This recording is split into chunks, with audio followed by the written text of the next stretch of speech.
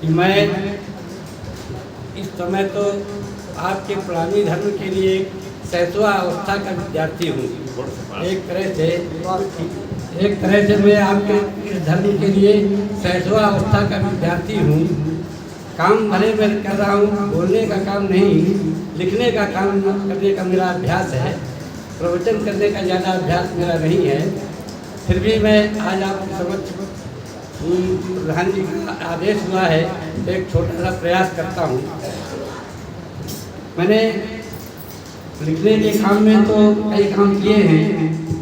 मेरा एक शोध कार्य भी हुआ है, एक उसके शोध कार्य के बाद भी एक पुस्तक लिखी है। उसके पश्चात गुरु जी ने मुझे कुछ लाइब्रेरी का यहाँ के काम सौंप रखा है, उसी को मैं कार्य देख रहा हूँ। कल परसों मुझसे प्रधान जी ने भी एक विशेष आग्रह किया कि भाई आपको इस रूप में एक काम करके बात करनी है। हम नए सुंदरता को कैसे समझाएं कि हमारा ये प्रणामी धर्म क्या है, प्रणामी क्यों कहे जाते हैं, हम कौन हैं, प्रणामी कौन है हम, इस विषय पर मुझे तो शब्द बोलने के लिए कहा गया। मैंने थोड़ा सा प्रयास किया है, उसी को मैं आपके सामने भाव व्यक्त करने की कोशिश करूँगा। लेकिन इसमें कुछ त्रुटियाँ हो जाएं, कुछ गलत शब्द निकल गया या दिख गया हो तो उसके लिए मैं आप लोगों से सभी से क्षमा चाहूँगा, क्योंकि मैं सैसवावस्था का ही विद्यार्थी हूँ। मैं अपने आप को इस धर्म में अभी सैसवावस्था का विद्यार्थी मानता हूँ। प्रणामी कौन है या प्रणामी किसे कहते हैं, यह हम आप तो सभी प्रणामी हैं। हम सब अपने आप को प्रणामी मानते हैं और हम हमसे ज़्यादा आप इस विषय में सब जानते हैं।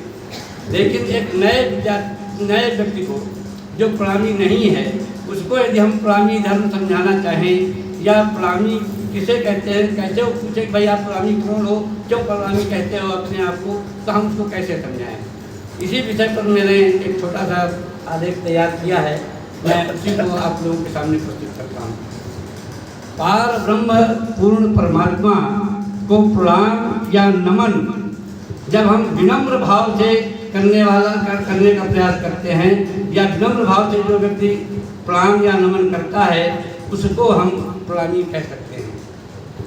प्रणाम करना तो आम बात है, प्रणाम हम एक दूसरे से मिलते हैं तो नमस्कार प्रणाम सब कुछ करते ही हैं।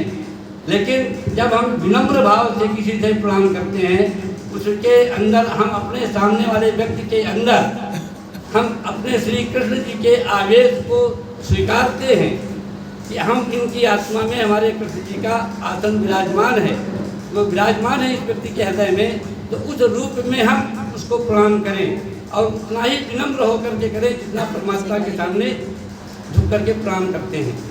तो इसीलिए कहा गया है पार ब्रह्म नमतीत इति प्रणामी अस्त। जो प्रणाम नम्रता के साथ करता हो वही प्रणामी कहा जाता है। प्रणामी सुंदर साथ की आत्मा में कतिपय विशेष गुण स्वयं ही अवस्थित रहते हैं। जो जन्म से प्रणामी की जिसकी वंश परंपरा में आ रहा है, उसके हृदय स्तर में कुछ न कुछ प्रणामी के तत्व अवगुण मौजूद ही रहते हैं।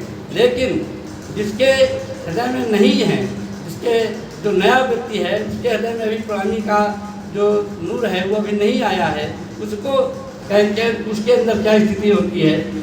जिनमें विशेष गुण स्थित नहीं होते हैं, उन्हें अपने सद आचरण, सदकर्म, सदधर्म द्वारा इन विशेष गुणों को अपने अंदर जब वो अंतःस्थल में अवधारित करने का प्रयत्न करता है, तो हम उसे प्रणामी कहने का प्रणामी कह सकते हैं कि वो अभी भले ही न कर पाया हो, लेकिन उसको धारण करने का प्रयास कर रहा है। हमारा धर्म शब्द जो है वो संस्कृत के धी धातु से बना हुआ है, और धी धातु का जो दृढ़ शब्द है उसका तात्पर्य होता है कि धारण करना। दृढ़ शब्द का तात्पर्य है धारण करना। तो जहाँ हम यदि कोई सत्कर्म करने का विचार देते हैं, कोई अपनी सत्धर्म नैतिकता का विषय देते हैं, अपने अंदर उस भाव को जब हम धारण करते हैं तो वही हमारा धर्म का रूप ले लेता है। इसीलिए प्रणामी धर्म की यही एक विशेषता है हम सबको सद्कर्म, सद्विचार, सद्धर्म एवं सदाचरण, सत्प्रेम धारण करने से हम ये की जो हमको प्रेरणा देता हो उसी को हम प्रणामी धर्म कह देते हैं। जिस धर्म के अंदर सत्कर्म करने की प्रेरणा हो, सद्धर्म स्वीकार करने की प्रेरणा हो, सदाचरण करने की प्रेरणा हो, उसे हम प्रणामी धर्म कह देते हैं। और विनम्र भाव से जब हम किसी को प्रणाम करते हैं तो हम उसको प्रणामी कहने का हकदार हो जाते हैं, वो प्रणामी कहने का हकदार हो जाता है। अपने इन्हीं विशेष गुणों के कारण यह प्रणामी धर्म के नाम से प्रचारित और प्रसारित हो पाया। महामंत्री प्राणनाथ जी की तारतम्य वाणी में भी प्रणामी धर्म को सनातन धर्म के अंदर सबसे श्रेष्ठ धर्म के रूप में स्थापित करने का प्रयत्न किया गया है। प्रणामी धर्म में दीक्षित सुंदर साथ के अंदर निम्नलिखित विशेषताएं होने अर्थात धारण करने की शिक्षा व प्रेरणा दिए जाने की मान्यता है। हमारे प्रणामी धर्म में कौन कौन से गुण बताए गए हैं कि एक प्रणामी में क्या क्या होना चाहिए या क्या क्या होता है उस प्राणी के अंदर, तभी वो प्राणी माना जाए। ये मैं 4-5 बिंदुओं में मैंने जो अब तक आप लोगों के बीच में भजन कीर्तन के माध्यम से सुनता रहा हूँ, उसी से मैंने कुछ बिंदु अपने आप में साथ करके उनको स्वीकार किया है और उन्हीं को मैं प्रकट कर रहा हूँ। पहला पॉइंट है, कोई भी अनन्य व अद्वैत भाव से भावपूर्ण पार ब्रह्म परमात्मा श्री कृष्ण जी को अपना पति और स्वयं को पत्नी के स्थान में रखकर पूर्ण समर्पण और विनम्रता के साथ प्रतिपल भक्ति भाव में सराबोर रहने वाला सुंदर साथी उच्च स्तरीय प्रणामी या प्रणामी कहा जाता है। दूसरा होगा, एक सच्चा प्रणामी अद्वैत भाव से केवल अक्षरातीत ब्रह्म को ही अपना इष्ट या आराध्य देव मानता है। तीसरे में हम कह सकते हैं, प्रणामी सुंदर साथ निज नाम को तारतम्य मंत्र के रूप में अपना मूल मंत्र स्वीकार करता है, जिसके द्वारा उसे निज स्वरूप और निज धाम अर्थात परम धाम की पहचान होती है। इसी के संदर्भ में कहा गया है, निज नाम श्री कृष्ण जी अनादि अक्षरातीत सो तो अब जाहिर भये सब भी देवतम सहित। यही हम तारतम्य मंत्र के रूप में बोलते हैं मुझसे। दूसरा, अपना घर परम धाम के बारे में जो चर्चा आई तो परम धाम के बारे में क्या कहा गया, अपना घर तो सुंदर सादगी नहीं 14 भवन में किसी। अपना जो परम धाम है वह 14 लोकों में कहीं नहीं है, यानी कि वो इससे भी परे है। चौथे में रख करते हैं, प्रणामी सुंदर साथ भक्ति की मूल प्रकृति। भक्ति की मूल प्रकृति नवधा भक्ति से भिन्न दशधा भक्ति के रूप में अनन्य पतिव्रत प्रेम लक्ष्मणा भक्ति को मानता है। जो हमारा प्रणामी धर्म है वो नवधा भक्ति से अलग एक दशधा भक्ति के रूप में प्रेम लक्ष्मणा भक्ति को स्वीकार करता है। और प्रेम लक्ष्मणा भक्ति के भाव को लेकर के जब हम अपने किसी भी रूप में भगवान को प्रेम करते हैं, प्रेम भाव से उनकी पूजा अर्चना करते हैं, तो ये हमारी एक अलग तरह की भक्ति है जो नवधा भक्ति से नहीं आता है।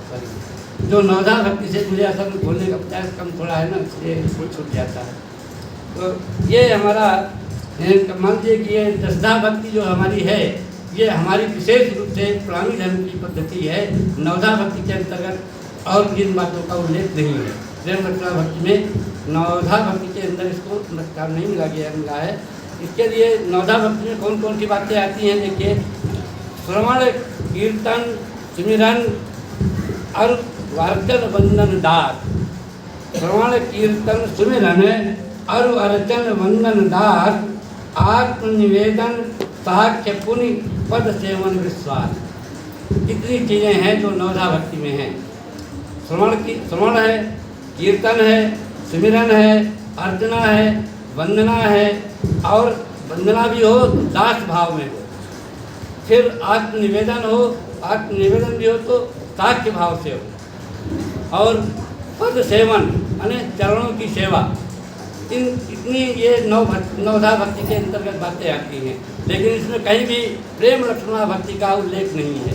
इसलिए हमारे परम जो प्रणामी धर्म है इसमें हम लोगों ने प्रेम लक्ष्मणा भक्ति को ज़्यादा महत्व दिया है और प्रेम रचना भक्ति से की गई भक्ति राज्य को स्वीकार होती है। इसके पश्चात अगला जुमले में हमने रखा है, प्लामी धर्म में जो कोई भी दीक्षित व्यक्ति जो सुंदर साथ कहलाता है अपने आप को, जो ब्रह्मानंद अखंड रास बिहारी श्री कृष्ण स्वरूप श्री प्राणनाथ जी को ही अपना सतगुरु मानता है। हम जितने भी प्लामी धर्म में दीक्षित हैं या प्लामी हैं मानते हैं अपने आप को, तो हम प्राणनाथ जी को ही अपना सतगुरु मानते हैं। एक प्रणामी या प्रणामी साकार निराकार से परे अद्वैत भाव से शुद्ध साकार स्वरूप श्री अक्षरातीत उत्तम पुरुष को ही अपना आराध्य मानता है। अगला प्रणामी सुंदर साध अपने आप को परम धाम की ब्रह्म सृष्टि मानता है। परम धाम की परिकल्पना इस प्रकार वो स्वीकारता है, अपना धनी श्री श्यामा श्याम अपना वासा है निर्धाम। ये हमारी ब्रह्म सृष्टि की सोच में रहता है और यही हम अपने आप को मानते हैं कि हमारा जो आवास है, जो हमारी रहन करने का स्थान है, वो परम धाम का है। यहाँ तो हम किराए में आने के लिए रह रहे हैं, किराए में रह कर रहे हैं, यहाँ रह रहे हैं, अपना जीवन यापन कर रहे हैं। जो ये किराए का मकान है, यहाँ हमारा वास नहीं है। इसको छोड़ करके अभी हमको जाना है तो फिर कहाँ जाने के लिए रास्ता बनाए कि परम धाम में जाएँ। ये हमारा प्रयास होना चाहिए कि ऐसे काम करें, ऐसे कर्म करें, ऐसा व्यवहार करें कि हमारा जो रास्ता बने वो परम धाम जाने का रास्ता मिले हमें।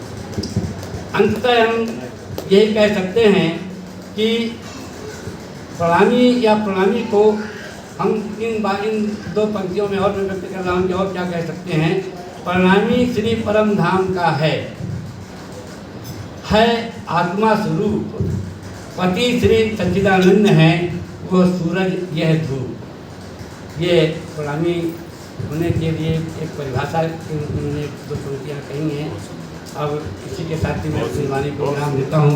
मेरा ये बहुत छोटा सा प्रयास था, बोलने का अभ्यास नहीं है और कुछ मुझे थोड़ा सा प्रॉब्लम भी है बोलने में, इस वजह से मुझे आवाज़ थोड़ा सा